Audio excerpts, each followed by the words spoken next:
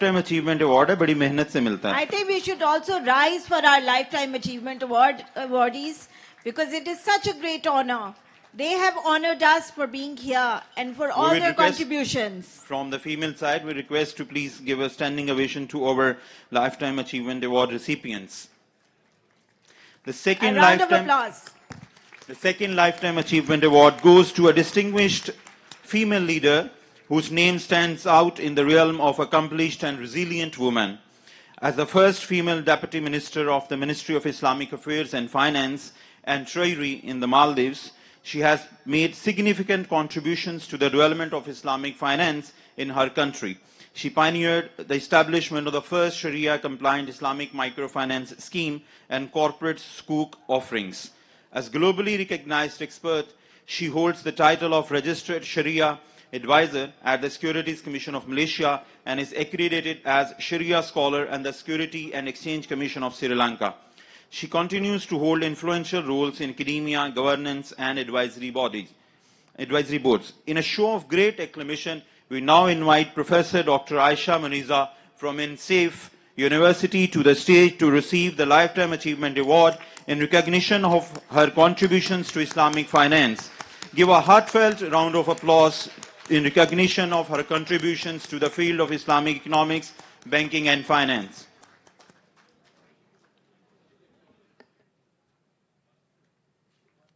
Round of applause, audience. Thank you.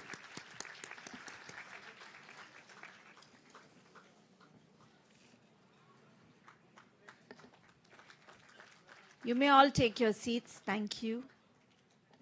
I would request all the panel to please have their seats, please. We have a very important assignment now. We have the Memorandum of Understanding signing ceremony and between Minhaj University Lahore and Pakistan Microfinance Network. And for that, I would request Dr. Salim Ashraf to please kindly come on stage to brief us about this Memorandum of Understanding.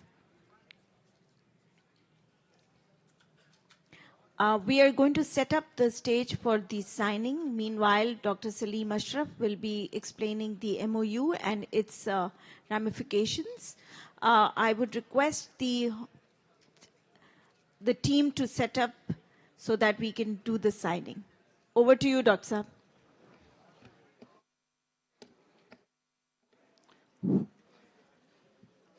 Professor Dr. Hussain Muhyiddin Qadri, Deputy Chairman, Board of Governors.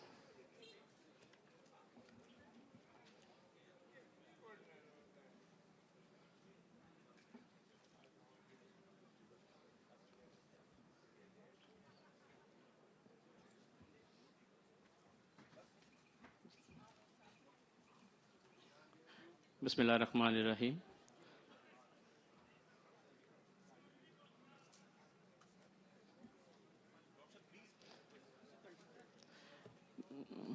Professor Dr. Hussain Muhyiddin Qadri, Deputy Chairman, Board of Governors, Minhaj University Lahore.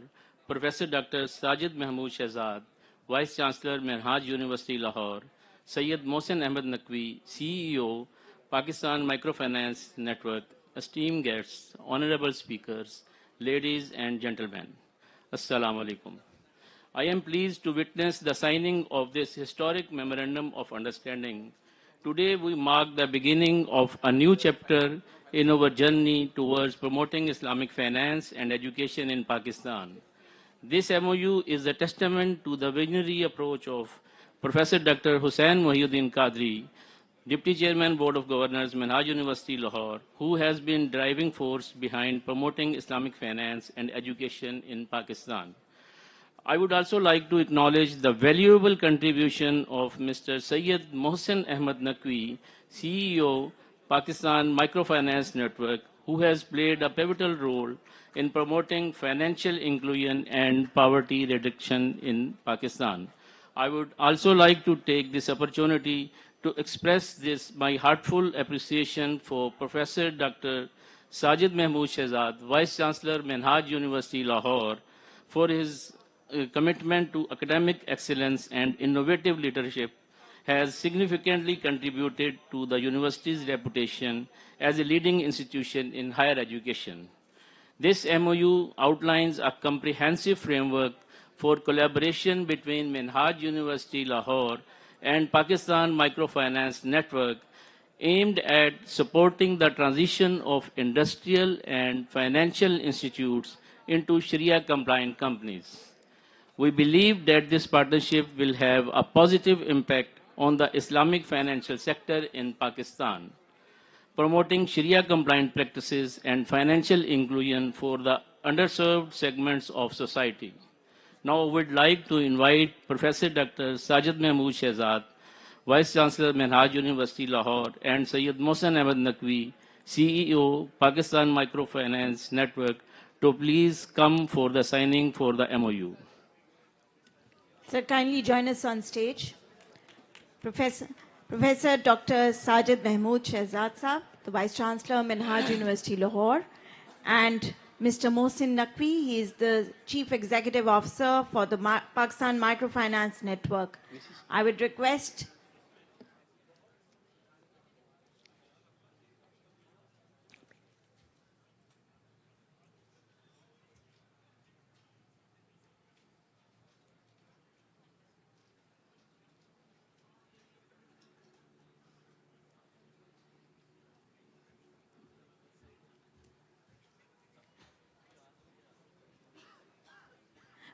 dear audience, we are going to have the signing of the Memorandum of Understanding between the two organizations.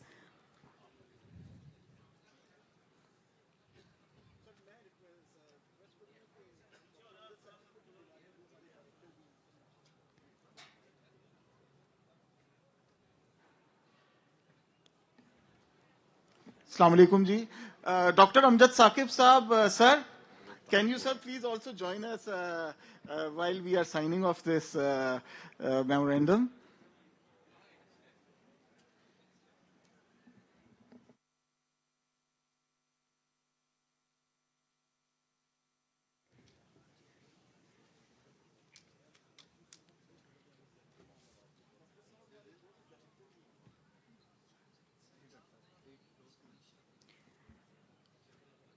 A round of applause, audience. The MOU is being signed.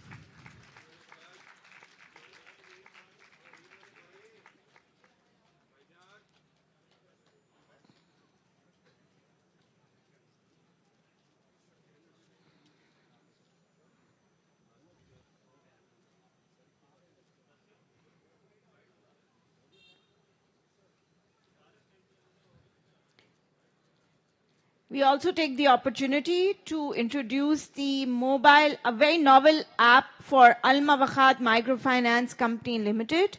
I would request Dr. Salim Ashraf to give a short introduction to the app. And I would request the IT team to run the presentation on the working of the microfinance app, the Al-Mawakhat Microfinancing app. Salim Saab, if you could start, please. Professor Dr. Hussain Mohiuddin Qadri, CEO, Al-Muwakhat Microfinance Company Limited, esteemed guests, honorable speakers, ladies and gentlemen, Assalamu alaikum. I am honored to represent Al-Muwakhat Microfinance Company at the 8th Islamic Economics and Finance Conference.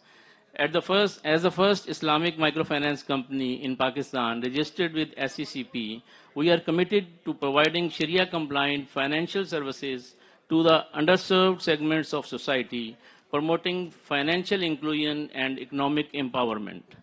Our vision, serving humanity with dignity, is a testament to the visionary leadership of Professor Dr. Hussain Mohiuddin Qadri, providing innovative solutions and bridging the gap between modern technology and Sharia-compliant financial services. Since our inception, we have continuously supported communities reaching thousands of needy persons by spending over 200 million rupees. Our key services focus on poverty alleviation, strengthening entrepreneurship avenues, and promoting equitable resources distribution. We offer asset financing tailored to empower individuals, small business, and entrepreneurs, including students and professionals for their startups and education needs. Dr. Hussein's advocacy for integrating modern technology with Islamic finance has driven Al Muakhas transforming its system by launching its mobile app. We are proud to announce the Al Muakhas mobile app, which makes financial services accessible to anyone, everyone, and anytime. The app provides easy access to account details and transactions, online applications for microfinance products, financial resources, and a seamless and secure experience. Thank you for supporting Al Muakhaz Microfinance Company. Join us in shaping a better, inclusive future through Islamic finance. A round of applause.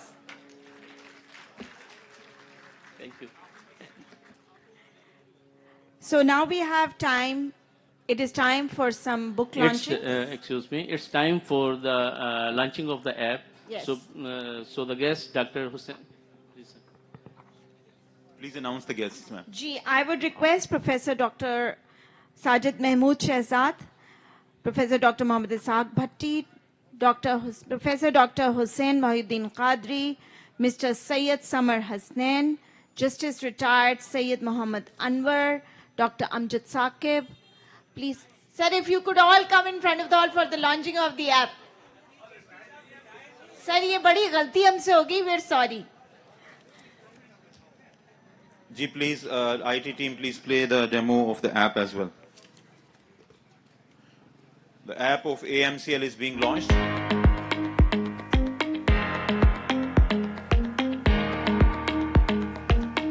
Al Muwaqqat Microfinance Company provides asset-based financing to professionals, students, and entrepreneurs on riba-free Sharia principles with easy installments and soft terms. Now, you can I would apply request all our facilities using international the guests and AMCL national mobile guests to app. be here Getting started for the is launching easy. of the app. Simply log in or sign up to begin your journey in just seconds. View and manage all your personal details with ease. Apply anytime, So anywhere, please- for the loan with just a few taps. The app Keep is track being of your launched. loans and stay in the loop with real-time notifications. Learn how to pay securely and check the status of all your transactions. The same is being prompted on the screen.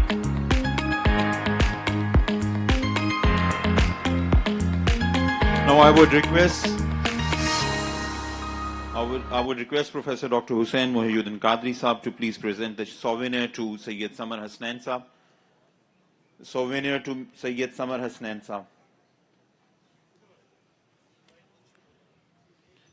I would request Dr. Jawad Saab to please arrange the launching of the books as well. A shield is being presented to Sayyid Samar Hasnain Saab by Dr. Hussain Mohiuddin Qadri.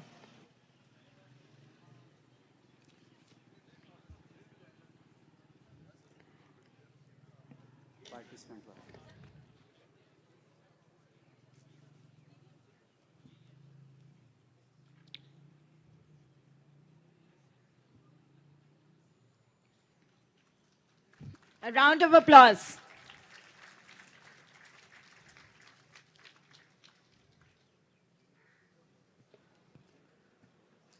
The shields are being also presented by the AMCL to the guests. Next is the announcement related to the launching of the Global Islamic Financial Report and the books. I would request Ms. Samreen to please keep announcing so that we can keep on launching the books without wasting time. So we will be launching the books first. The Routledge Handbook of Islamic Economics and Finance, that has been edited by Dr. Hussain Mohiuddin Qadri, Professor Dr. Muhammad Ishaq Bhatti, and Professor Emeritus Dr. Muhammad Azmi Umar. So that book is also... Introductory video of the books, Mr. Umar. Introductory video of the books. First, we are going to launch the Global Islamic Finance Report that is being published by the Cambridge Institute of Islamic Finance. But Minhaj University Lahore has been the knowledge partner for many years for the Global Islamic Finance Report. I would request Professor Dr. Hussain Mohiuddin Qadri Sahab to please unveil and launch the Global Islamic Finance Report. We are missing the presence of Professor Dr. Humayun Dar. Like fairness, Umar Sahab, band kijiyega abhi, please. The next book is to be launched. Ms. Samreen. Now we launched the Routledge Handbook of Islamic Economics and Finance. It is edited by Professor Dr. Hussain Mohyuddin Qadri, Professor Dr. Muhammad Ishaq Bhatti, and Professor Emeritus Dato Dr. Muhammad Azmi Umar. We can have that presentation now of this book. IT team, you can start the presentation. Is about artificial intelligence and the future of Islamic finance, edited by Professor Dr. Hussain Mohyuddin Qadri and Professor Dr. Ahmed Farooq Ehsan and Hasnain Ali. Artificial intelligence and the future of Islamic finance explores how emerging technologies and transforming Islamic finances. Edited by renowned scholars, it examines AI's role in equity crowdfunding, Sharia compliance, and digital currencies. The book blends ethical insight. The book is being launched for AI intelligence, artificial intelligence and the future of Islamic finance. This book, I think the sequence has been disturbed a little. Now we are launching the artificial intelligence and the future of Islamic finance. I would request Dr. Ahmed as well, who is the co-author of this book, to please join as well. It is co-authored by Professor Dr. Hussain Mohyuddin Qadri, Professor Dr. Ahmed Farooq Ehsan, and Hasnain Ali.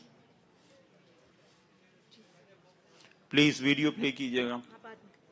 Umar.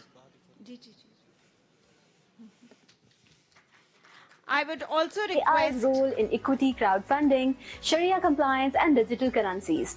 The book blends ethical insight with practical application, addressing challenges and opportunities in the evolving landscape. A must-read for academic practitioners and policymakers. It bridges theory and practice, offering a vision of an innovative Next book, please, Ms. Samreen. Yes, well, we would also like to, the book is Artificial Intelligence and Future of Islamic Finance, and we also take the opportunity to launch the book of Global Environmental Sustainability and Islamic Ethics, an analysis of current challenges and solutions. This book is by Professor Dr. Hussain Mohyuddin Qadri. A round of applause, audience.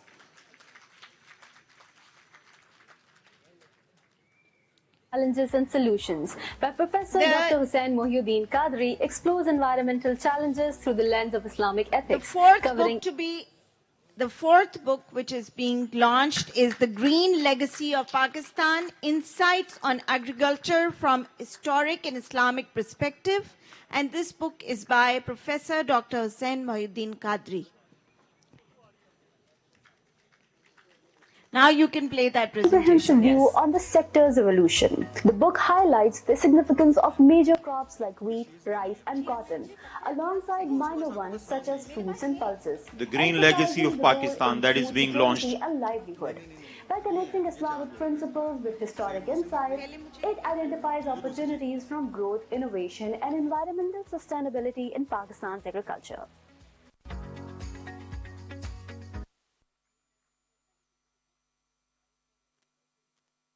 No.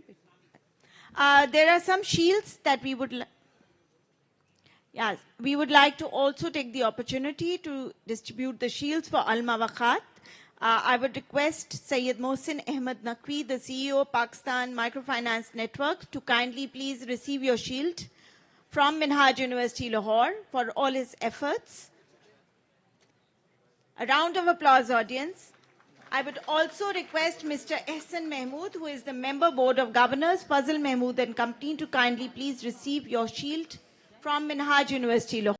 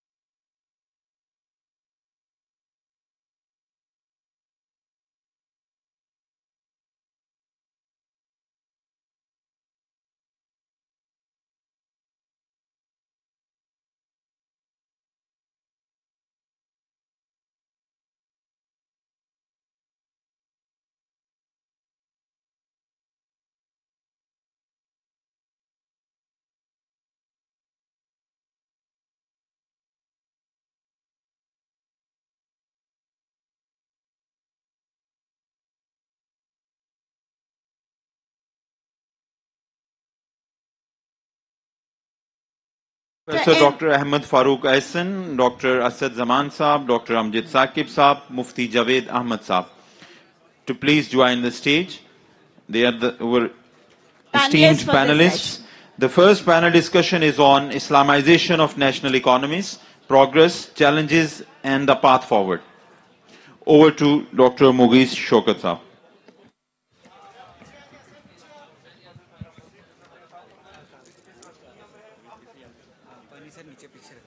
So I would request for the discipline of the hall, if we could maintain the order, the decor.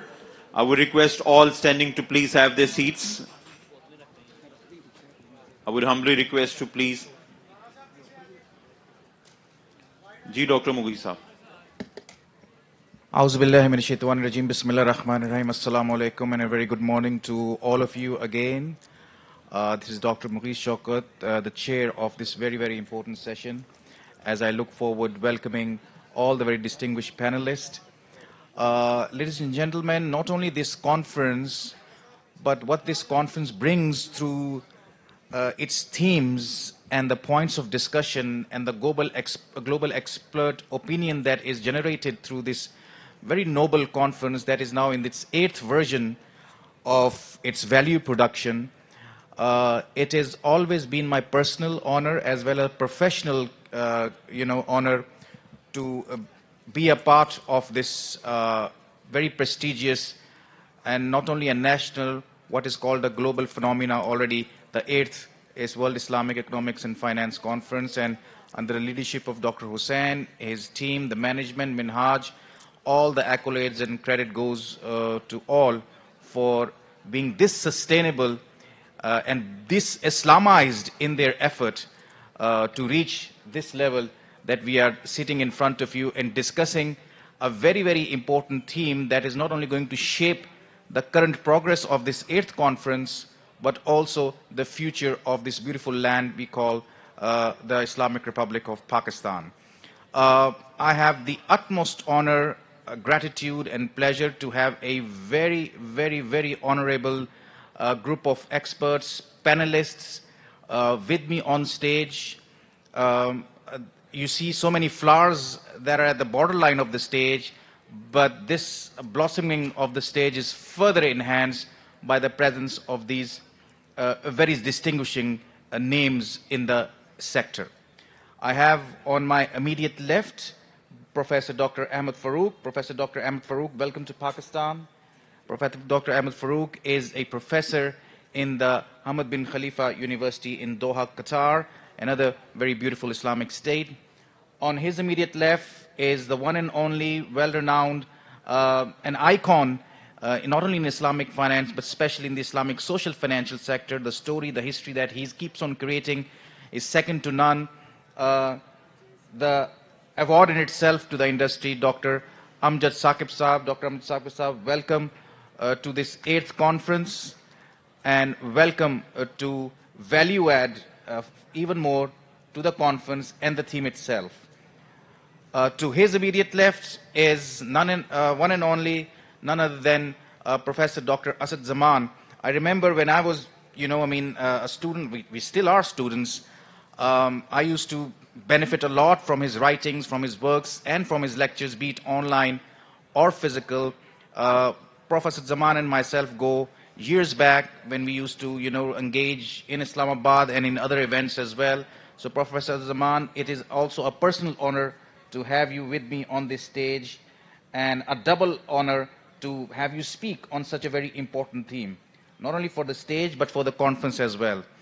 Of course, nothing can be completed unless or until you have Sharia thought process going into and wrapping up the whole notion of the progress of Islamic finance. And what an honorable, what a prestigious Sharia scholar we have in our panel. My brother, Mufti Javed, Assalamu alaikum to you. And it's wonderful to have you here. A very learned Sharia scholar, younger Sharia scholar. We heard Dr. Hussain speaking about Sharia scholar or the Sharia stream. There is a bit of a vacuum that has already developed of young Sharia scholars not entering the arena. Well, Mufti Javed sort of, inshallah ta'ala, attempts to fill that vacuum. So A very warm welcome to you. Ladies and gentlemen, these folks, needs no introduction. I don't want to, go on and keep on introducing because a conference itself can be designed just to introduce their contributions, future, past, and even current contributions. So without any further to do, folks, I have a very basic one-liner question. We've heard our learned speakers, including Dr. Hussain and all other speakers, Justice Saab and all, about the importance of what Pakistan has achieved already, constitution-wise, judiciary-wise, moving forward into Islamic finance. And now, post this achievement, is the implementation and operationalization of that decision or that development.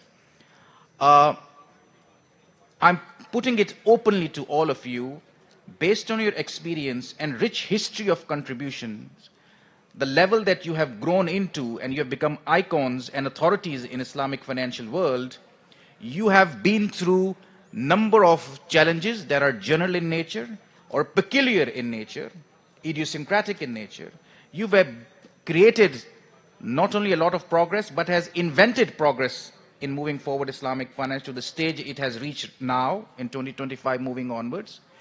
And you are in the right position philosophically, practice-wise, academia-wise, research-wise, contributions-wise, to tell Pakistan how it can practically implement and which path it should take forward for a smooth implementation and materialization of what it has already achieved and decided to do in the next 3 years, i.e. the Islamization of the full economic sector. So if I may, I don't want to go traditional and follow the order of who's my left and who's then. I'll go random session. He doesn't need any briefing, but I was just trying to fulfill the protocols.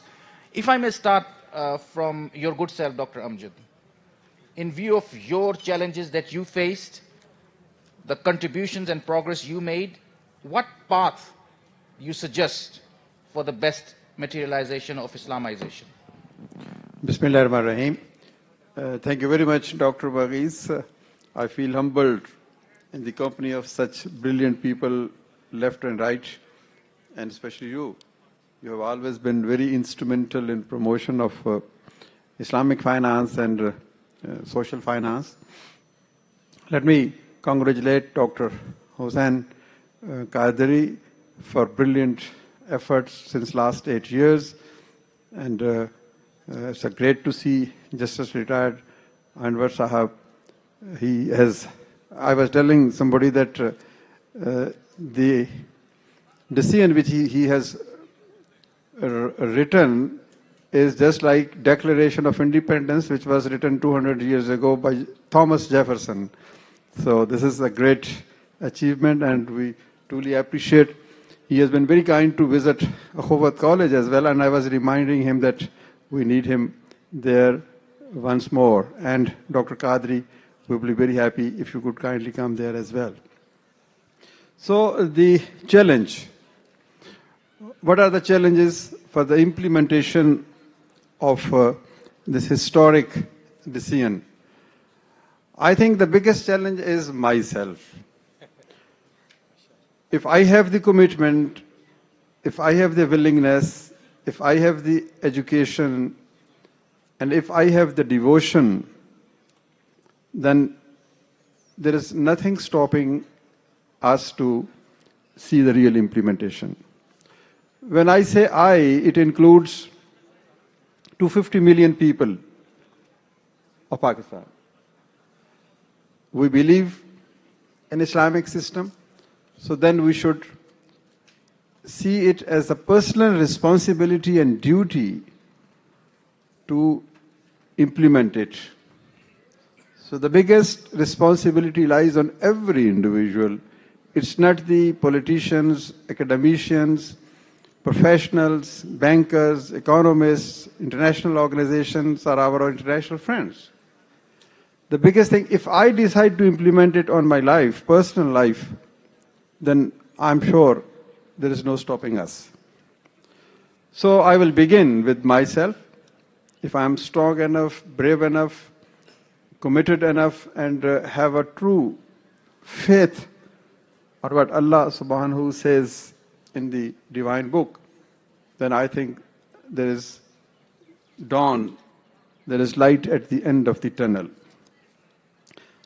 But then there are a few more things as well, structural and regulatory issues, lack of uniform standards for Sharia compliance across countries, challenges in integration of Islamic finance with global financial systems.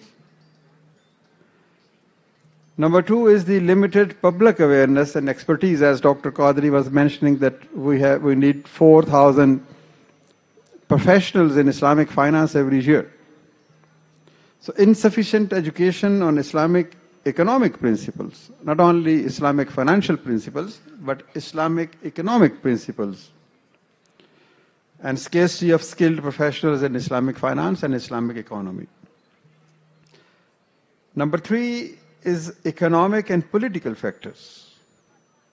Political instability in some regions is hindering consistent policy implementation, and then balancing economic growth with adherence to Islamic principles in competitive markets. So I will be very brief because there is scarcity of time. Number four, I think, is the technological integration. That is extremely important. Utilizing fintech to modernize Islamic banking services and reach broader audiences, and implementing blockchain for transparency and efficiency in Sharia compliant transactions. So I have been very brief, starting from myself, and then a few of the issues which I have confronted as a practitioner.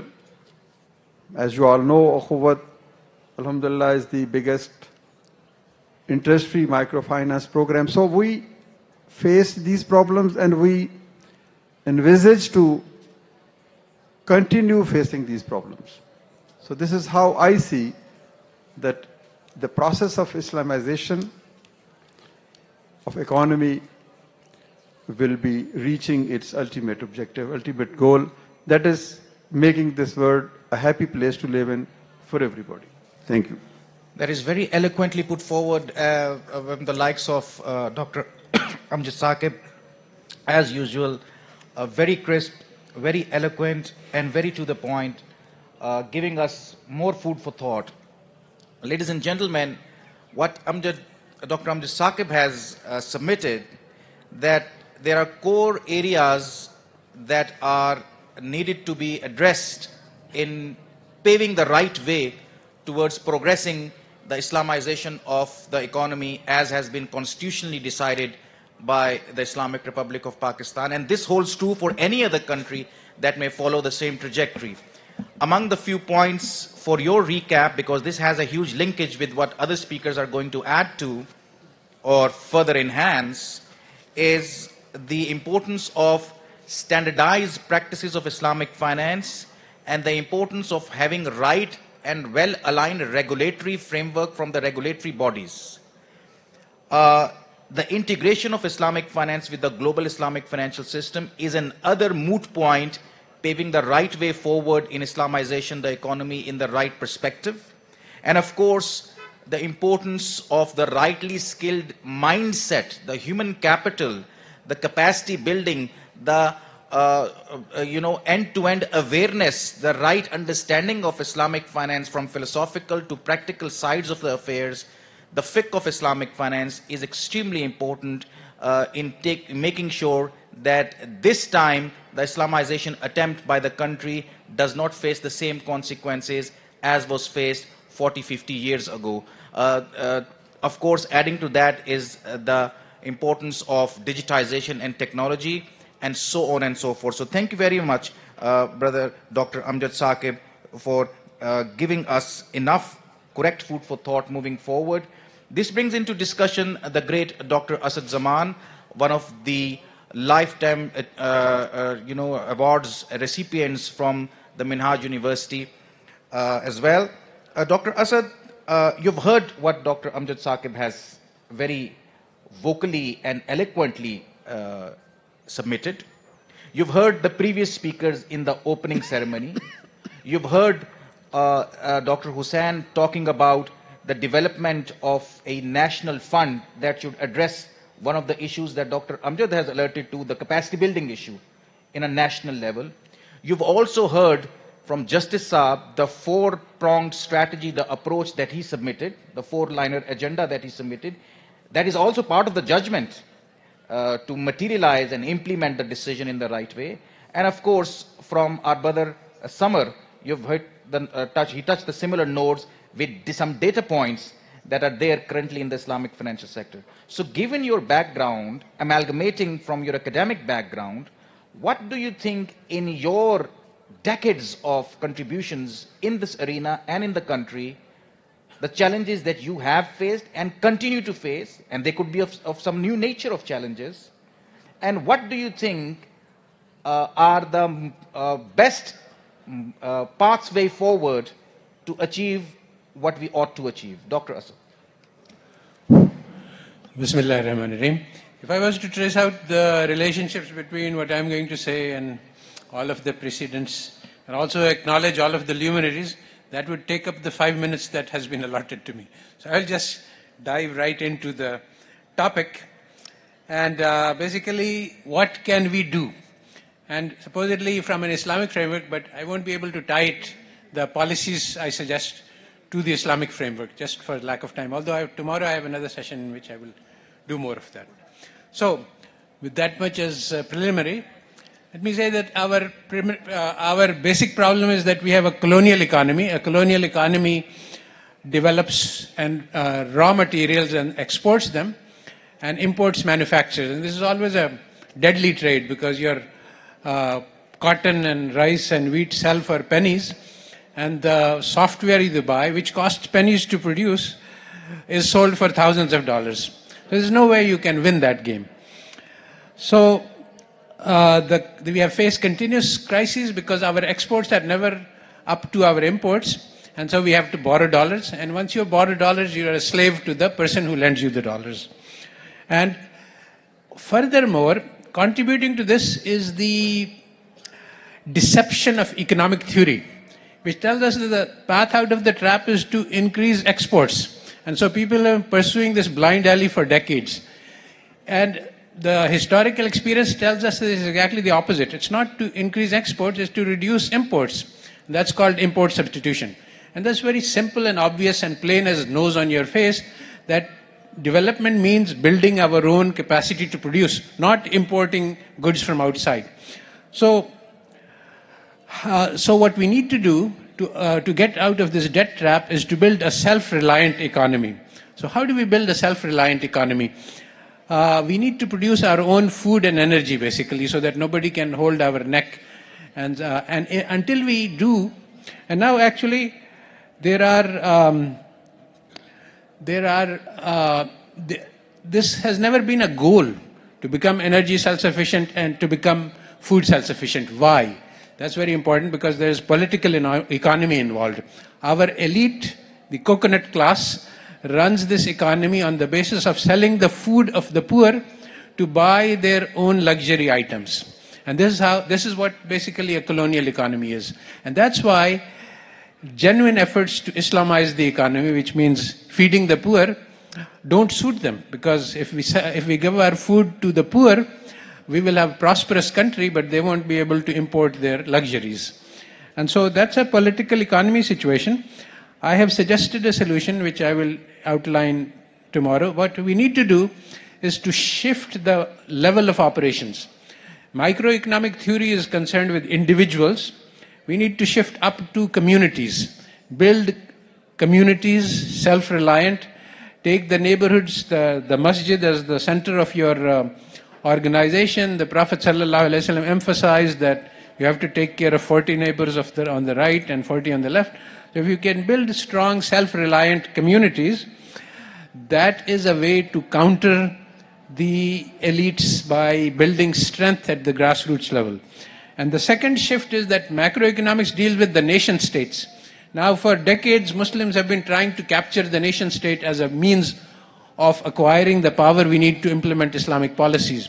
But this has been a hopeless struggle. Decades have passed and people have been wasting time because basically the nation state is too deeply embedded in global capitalist structures to be capturable. There's just too much power. We don't have enough power. If we had, it would be wonderful. So what to do? There's a solution. Shift our focus to uniting the ummah. There are many different initiatives which can be done once we look there.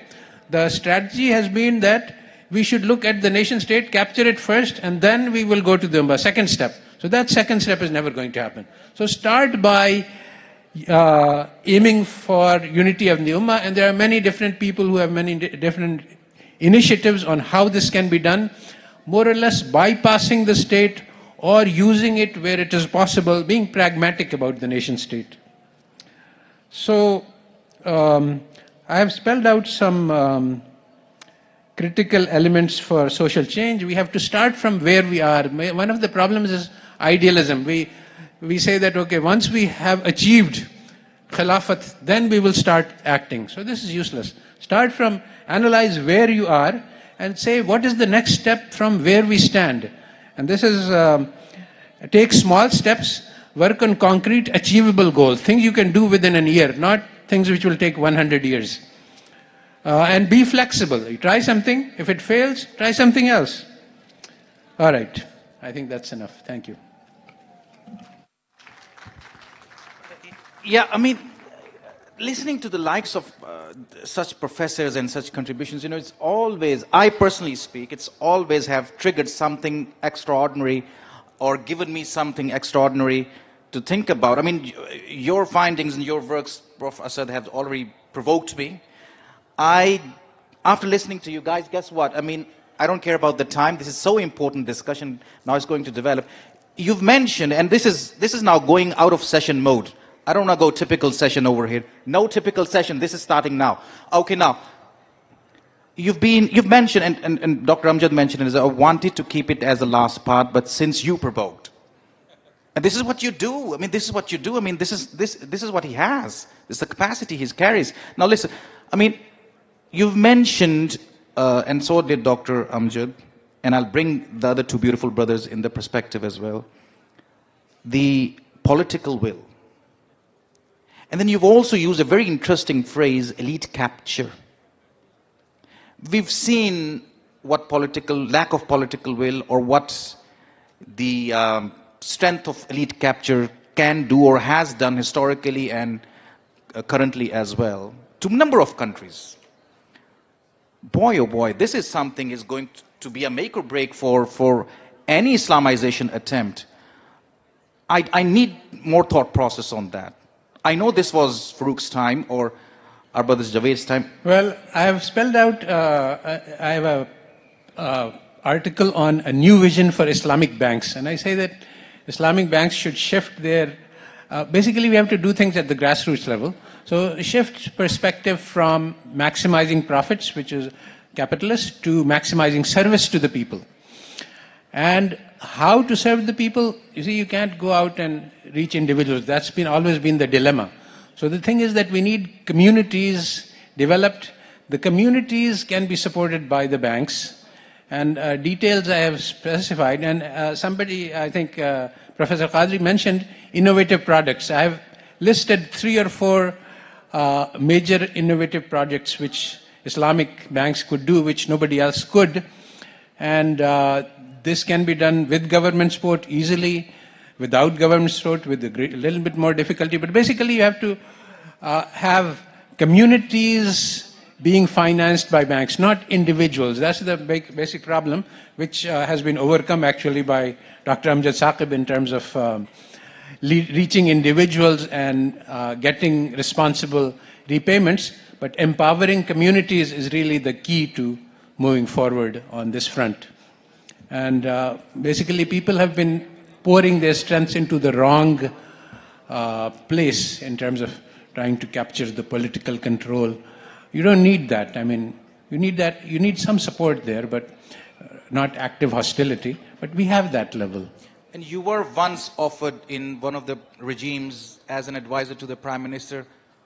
These insights and the challenges you face system-wise, I mean, do you think, first of all, what were those? And do you think those challenges are going to still impede any envisioned progress? Yes, absolutely. I was on the advisory committee to Imran Khan, and a board of Council of Economic Advisors met to ask him to discuss whether we should take the IMF loan or not.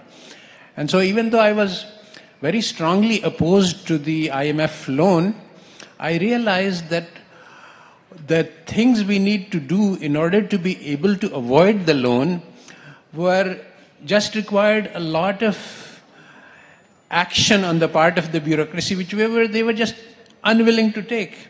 And it was against the interests of the elite. So I advised him to go ahead and take the loan, even though this is the wrong thing to do, because given the circumstances, there's nothing else you can do. Because when I heard that you have backed going to IMF, I thought either Asad Zaman has changed, or it's the call of duty, or something has happened. So this was a bit of a surprise. I mean, I'm all okay given the situation going to IMF, and that's all right. But coming it from you as an advisor to PM, that was a bit of a, hard to digest pill. So fantastic. I'll come back to you. But Farooq, you've heard what Dr. Amjad have said. You know where the discussion is now moving forward. Listen, whatever challenges that we talk about, to me, most of the general challenges are actually effects of a real challenge that we hardly talk about. And among those real challenges is the political will or the systemic hurdles that a system would face, or an elite capture within the industry, within sometimes the Sharia scholars. There's an elite capture in that too, perhaps. So what do you think with an Islamization attempt? What do you think how you'll tackle that and the best way forward? Thank you very much. Thank you very much, first of all, for the kind invitation. And it's my honor to be here with the distinguished speakers, with all the very nice organization and so on. I was thinking about the title. If it is about 30 years ago, we were just talking about the Islamization of knowledge. Right now, we are talking about the Islamization of the banks, Islamization of the financial sector. So there's a big progress here, one way or another, because it was the theory, not right now it is the practice. So I am very honored to observe this transition, as it has been mentioned. Really, we are in a historical moment where a country is going to be transforming its financial sector fully to Islamic markets, which will take place for a while, for sure. It is not something overnight that we Islamize, as we taught in the Islamization of the knowledge in the past. So I am very honored to be observing this transition.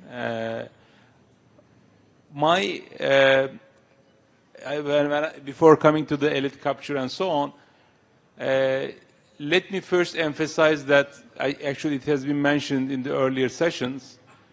Islamic finance, Islamic economics is actually more of a contemporary issue, where conventional finance is more of the past. In the regular conventional finance, we don't think about the values. It is only the price that we oftentimes think, right?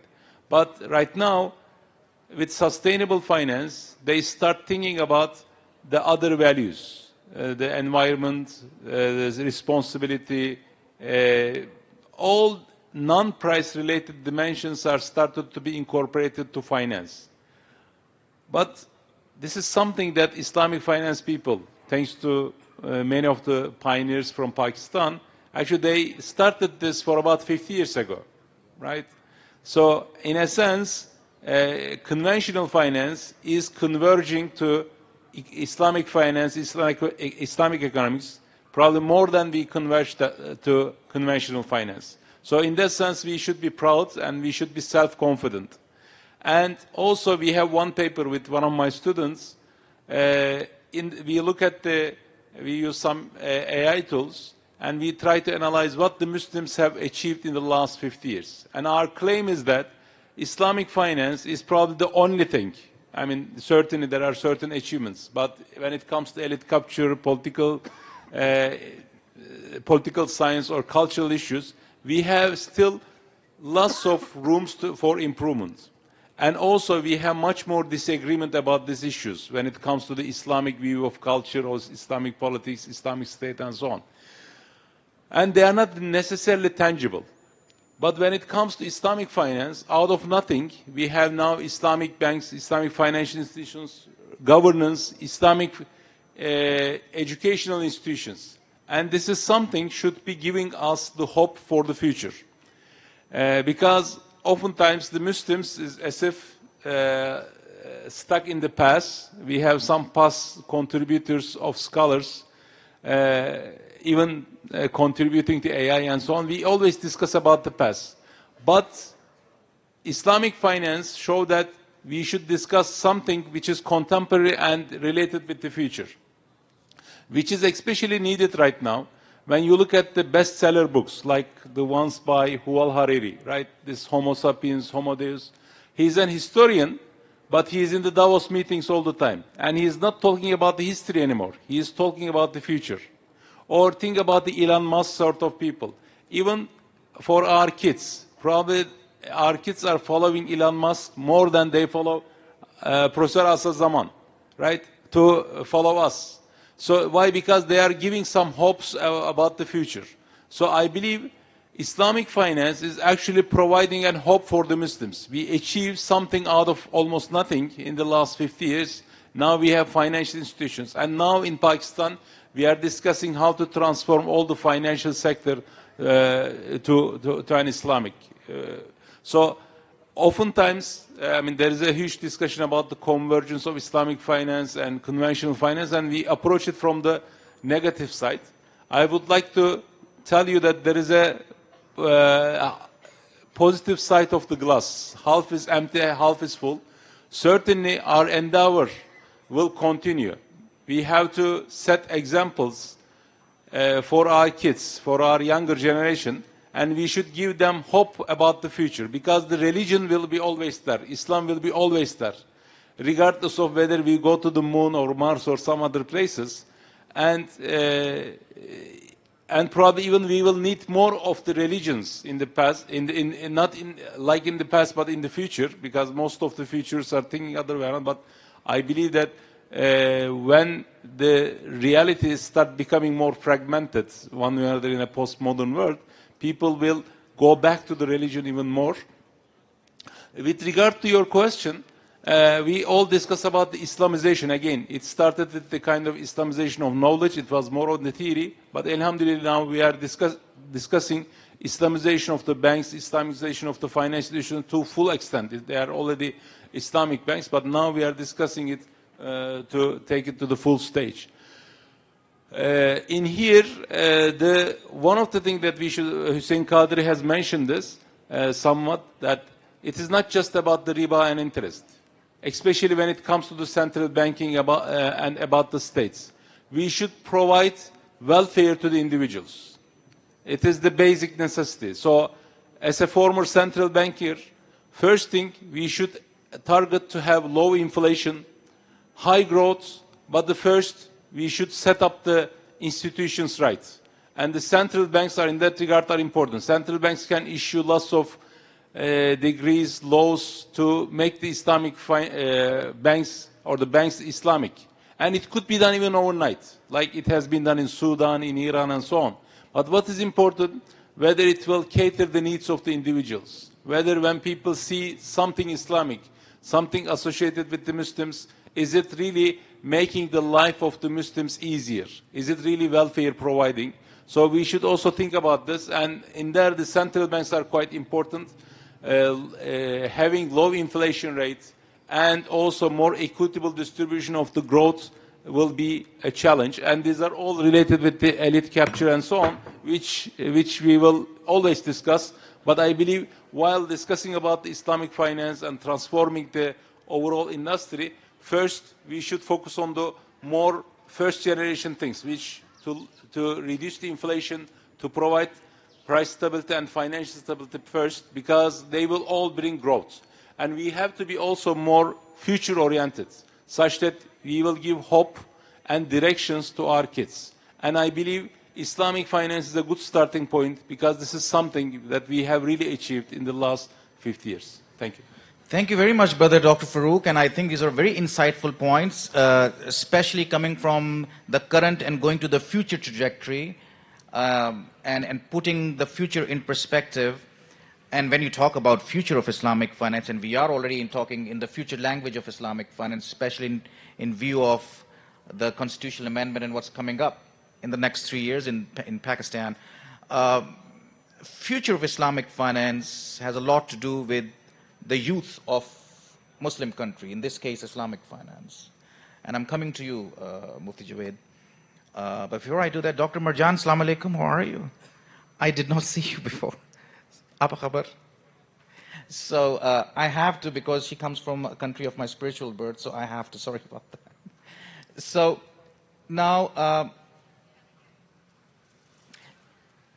capacity building of youth is going to create a huge, important instrument in making sure we achieve what we are talking. It's like walking the talk.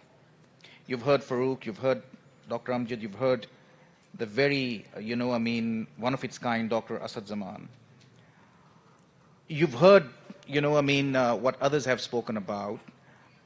One of the things that Dr. Hussain mentioned when he was proposing this national fund for human development in Islamic finance, something that is very touched me hard, because I've written a lot about that, is that he said that the training of teachers or training of trainers is very, very important, because when it comes to capacity building, and I say that because I feel that there is a huge vacuum in the field of Sharia scholarship, where still the Islamic financial system, with the demands of the future and what now Constitution demands now, is over-reliant on the 70s and 80s mentality of scholarship, which have done an excellent job in making the industry reach globally where it is now. But isn't this injustice to those scholars who are wonderful scholars, what great contributors they are, to have them overstretched 2025 onwards? If they've done enough, and may Allah make them do more, but relying on them for almost 50 years and not having 2 or 3 generations of young Sharia scholars who could have been much instant alignment with the new world order. There is this, I labeled it as surrogacy of Islamic finance, the known unknowns, where the role of capacity building and the roles of trainers and academicians, professors, researchers, tell you what, and this can be researched, if you'll scratch the surface, you will find out that they need more capacity building themselves before they impart capacity building to the students. Professor Asad Zaman would definitely in his heart agreeing to this point. This is much, much more important in the field of Sharia. And you being the younger lot, do you think that there is, I'm just being very open, do you think that there is a Sharia elite capture in the making, especially in Pakistan, or is there is not? Who knows it's not, there's not. Let's openly discuss it, it's important. This Minhaj conference gave us the legitimacy and liberty to do that. This is why the value addition is a little more enhanced. This is very, very important, folks, because I know the tummies would be hungry, but the food for thought is much more important sometimes than the food for stomach. So, Mufti Javed, Sharia, capacity building, Sharia elite capture, role of young scholars like yourself in achieving what the constitutions has mandated now. Go. Bismillah wa salatu wa salamu ala Rasulillah. Thank you, Brother Mughis, and I'm very thankful to the management of Minhaj University and congratulate them for this such as brilliant conference that they have been holding for almost a decade. And while listening to Dr. Qadri, if I was not watching him speaking, I would thought that I'm listening to Dr. Tahirul Qadri. MashaAllah. May Allah make him the true khalaf of Dr. Qadri and bless this organization with his blessings and peace and more development. And coming to your question, I second the opinion of all my learned panelists, what they have said. few minutes ago. And also being in the field of Dawa, I realized that nowadays we are speaking about the Islamization of economy, but it is actually the question of Islamization of ourselves. It starts from there. It does not start from the organization, because it is the need of Muslim to avoid riba. It is not the need of organization to avoid riba, because organization, they are juristic person. They do what the controller of the organization, the customer of those organizations, the shareholders of those organizations, they want. So they just follow the mindset, the need, and the priorities of their shareholders and the customer. So it is we who need to Islamize ourselves. So as a member of Dawa community, I think we need to implement first Islam on ourselves, then we will not require any Islamization need to the economy. Second thing, regarding this question, that definitely there is a lack of will from the government side, because in the past we had challenges about the FATF issues in Pakistan, and we saw that those all amendments from the laws and through the procedure, they were all made possible within the span of 2 to 3 years. Why can't Islamization of economy can be happened? It is just the, I think it is a determination of priorities from the top to the bottom. Now coming to your question about the capture of elite and the capacity building of Sharia scholars. Actually, current elite of Sharia scholars, which you call you elite, I think they are all self-made. There is no such organization, there is no such defined process in our system who makes such Sharia scholars. They are all self-made through the process, through the experiment. They went through all these challenges of the Islamization of different banks, and they learned from those experiences. No one has asked them to come and learn these courses and do these diplomas and PhDs to make yourself and to the elite of this class. So it is the process. So now when we are in a position where there's a clear path to the Islamization of banking system to 2028, so definitely we need such breed of Sharia scholars who know Islamic fiqh and the banking system and economics. So there should be such institutions, such courses, and they should have opportunity from the grassroots level. Because me, myself, I have started Islamic banking not as a Sharia advisor at a first glance. I started from the grassroots level. So the Islamic banks, the other Islamic institutions, Islamic financial institutions, they should provide opportunities to these young Sharia scholars to come to the industry and develop their personal skills, their practical knowledge about the Islamic banking. I think this is the only possible way we can parachute the scholars on the Sharia advisory boards to guide us, to guide the industry about the Islamic finance. Otherwise, this complete drive of Islamization of banking system, it will completely, I think you'll make mess of this drive. There have to be some process, tadreej, like Justice Saab said, that there some be a step-by-step system to make this possible, even for the capacity building of Sharia scholars. By Mufti Saab, very well done. This is a value addition to me as well. And I intentionally asked you this question. Remember, I had an online meeting with you back in Bahrain, and I asked you that your thought process is so appealing, I want you to be one of my trainers, if you recall. Thank you. So thank you very much for further validating this. And I think, I mean, this is very, very important what Mufti Saab has said, that the current breed of Sharia's, top-notch Sharia scholars that Pakistan is pioneered in producing, they are eventually be in the classification of self-made Sharia scholars. Allah will arrange the other support. So thank you very much for this very, very important insight that you brought.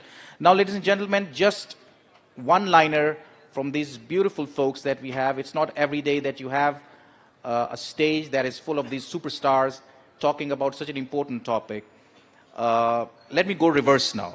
Mufti Saab, one-liner.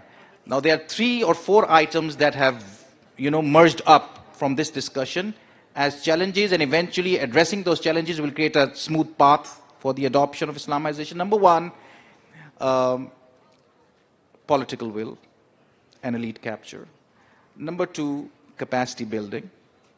Number 3, the role of regulators and standardization practices of Islamic finance. And number 4, within the capacity, tech and all that are periphery. That is self-serving by the time. Among these 3 roles, what is your order of addressing to create a smooth path? And then Professor Zaman, Dr. Amjad, and then Brother Farooq. Forgive me if I skipped some of the points. According to me, You want me to repeat? Want me to repeat? Yeah. So there are 3 major items out of the discussion that has been highlighted as challenges. 3 major items. Number 1, lack of political or importance of political will / lead capture reduction. Number 2, capacity building, skill development, the right mindset on terms of on the academia as well and Sharia scholars as well. And number 3 is standardization and the role of regulatory bodies.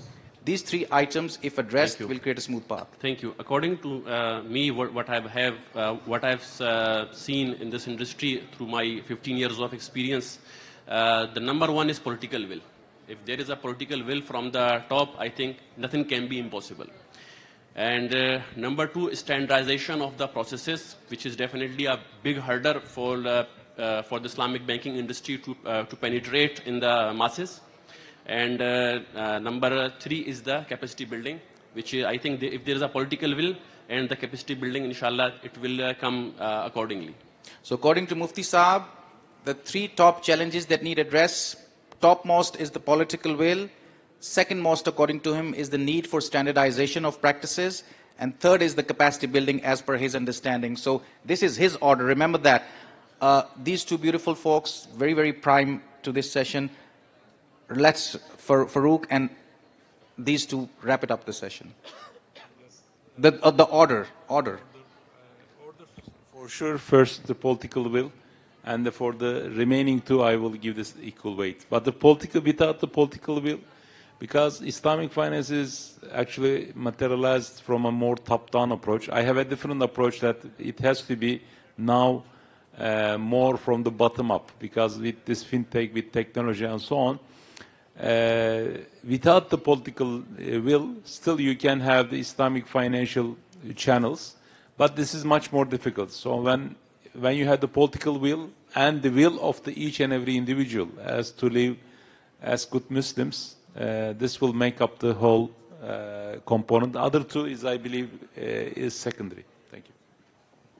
So what Brother Farooq has done, he has also ranked political will as the topmost challenge for paving the right way forward, and the other 2 are of equal weight. Dr. Amjad, you started this discussion. Ball is in your court. In your order, which ranks 1 and which ranks number 3? Or are there any additions? Yeah, thank you very much. No.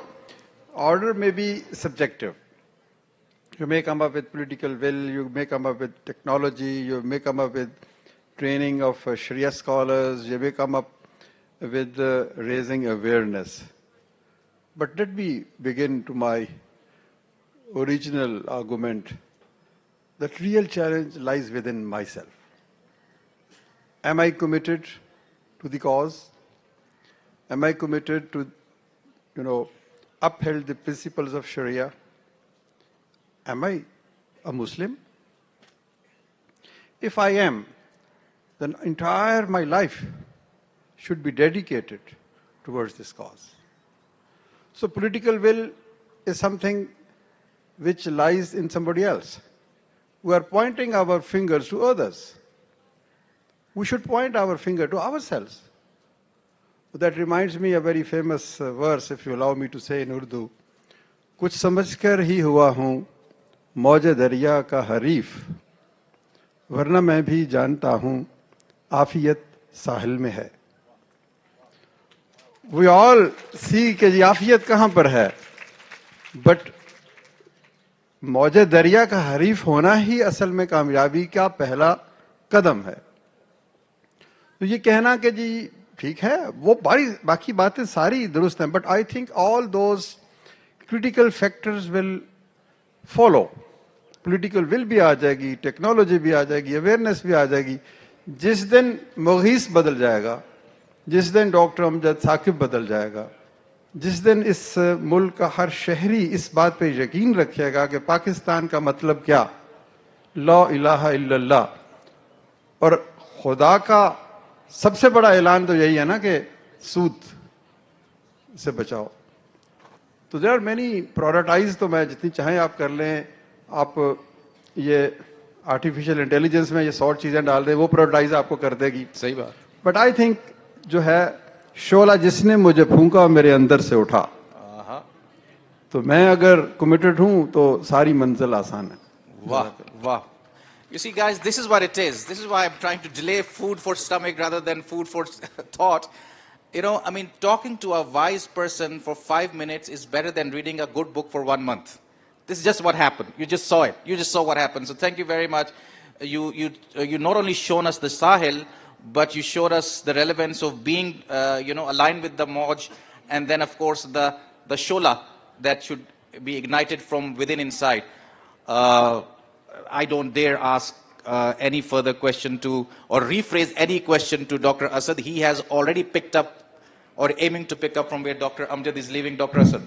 Yes, just to build on that, basically the path forward is what I have called the motherhood theory of development. See, the child has many faults, but the mother focuses on his strengths. He takes a stumbling steps and falls, and everybody says, oh, he can't walk. The mother says, look, he took one step. So if we say, so looking at challenges and trying to solve them is the wrong idea, and prioritizing them. I think that give up on the challenge, look at what you have. And I think what we have is communities. We have masjid-based communities. There's all over Pakistan, we have masjid committees everywhere. These masjid committees, they handle finances, so they know accounting. Just expand the scope of operation. Say that the masjid committee is responsible that no one sleeps hungry in that neighborhood. Find out the information. That will be the start. And then they could do, expand social services within the community. Once the masjid committee, which already exists, picks up this responsibility, then the Islamic banks can interact and provide them with whatever funding they need. So this is what we can do with the infrastructure that we have, the steps that are actually feasible, instead of focusing on what we might happen. This is heavy dose. This is really heavy dose. I mean, I feel like scratching my head. Why did I ask these two people to come and join us on stage? This is heavy dose stuff. This is deep. This is really deep stuff. Ladies and gentlemen, let us put our hands together for these lovely speakers. MashaAllah, fantastic job. Mufti Javed, awesome. Dr. Asad, I don't dare. I just don't dare, say anything. I mean, you're such a towering personality. Dr. Amjad, you are extremely close to my heart, and what you have just submitted, including the poetry, the couplets, you've become even more closer, poetry-wise as well. And of course, what you have actually, shared, the self-realization is the core of everything.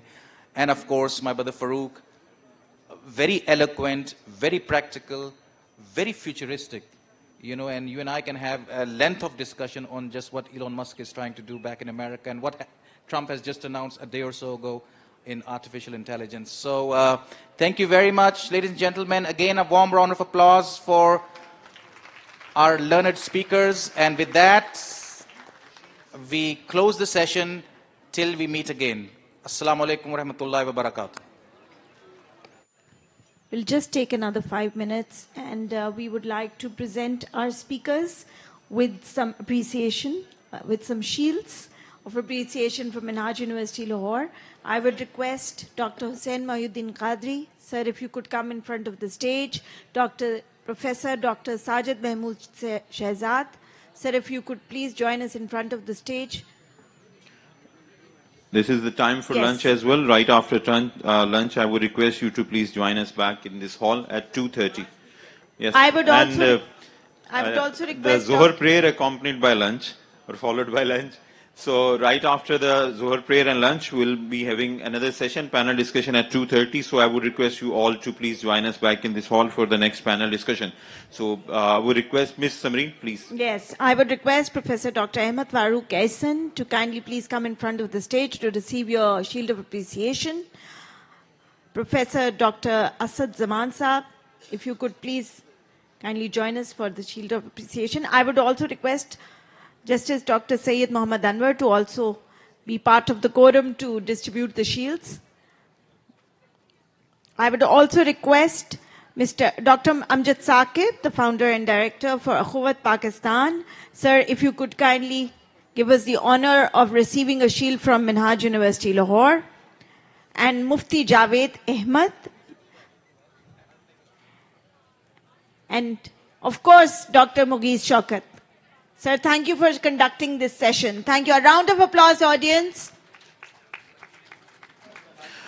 We would like everyone to be back in this marquee by 2:15 after lunch and Zohar I prayers. would also request Mr. Hassan Batsa. He is the regional business head of Bank Al Falah, and he would receive the shield on behalf of Bank Al Falah. Bank Al Falah is the gold sponsor of this conference. So I would request Dr. Hussain Mohiuddin Qadri Saab to please present the shield to SN Bhatt Saab. He is the regional business head of the Bank Al Falah.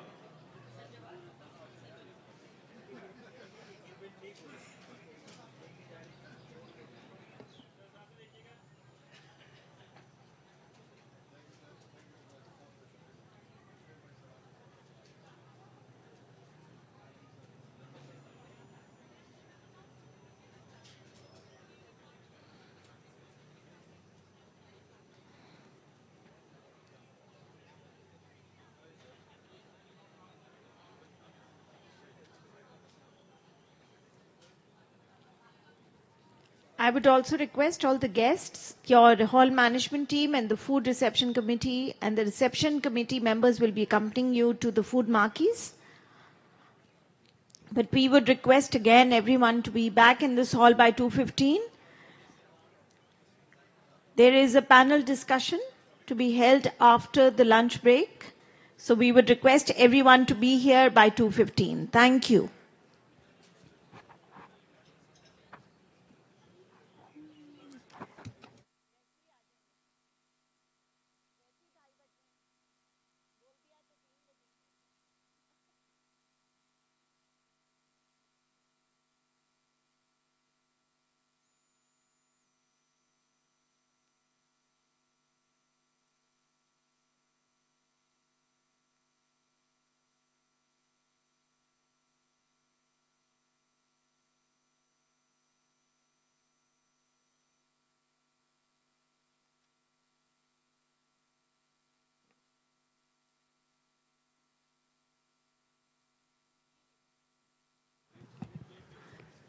Gate, sorry.